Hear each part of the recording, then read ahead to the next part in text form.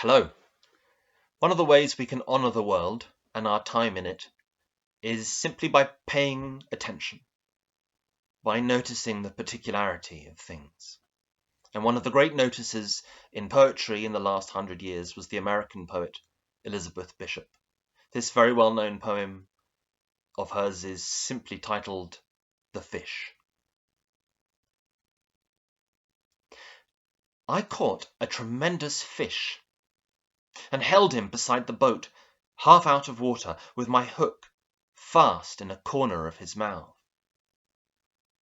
He didn't fight. He hadn't fought at all. He hung a grunting weight, battered and venerable and homely. Here and there his brown skin hung in strips like ancient wallpaper, and its pattern of darker brown was like wallpaper, shapes like full-blown roses, stained and lost through age. He was speckled with barnacles, fine rosettes of lime, and infested with tiny white sea lice, and underneath 2 or 3 rags of green weed hung down.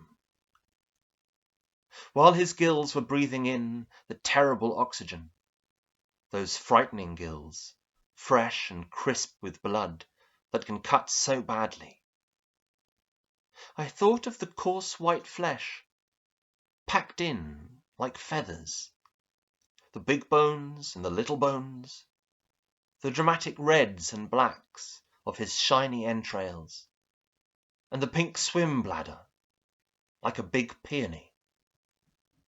I looked into his eyes, which were far larger than mine, but shallower and yellowed, the irises backed and packed with tarnished tinfoil seen through the lenses of old scratched isinglass.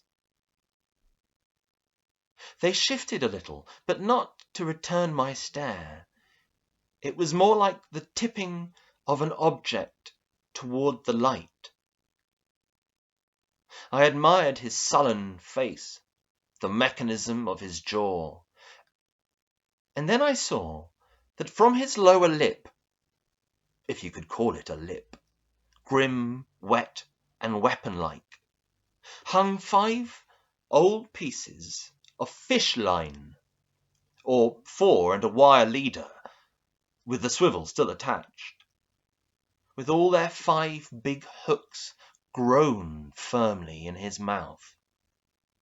A green line, frayed at the end where he broke it, 2 heavier lines, and a fine black thread still crimped from the strain and snap when it broke and he got away.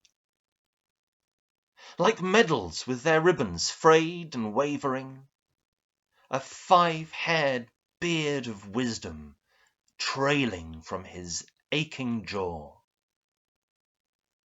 I stared and stared, and victory filled up the little rented boat, from the pool of bilge where oil had spread a rainbow around the rusted engine, to the bailer rusted orange, the sun-cracked thwarts, the oarlocks on their strings, the gunwales, until everything was rainbow, rainbow, rainbow.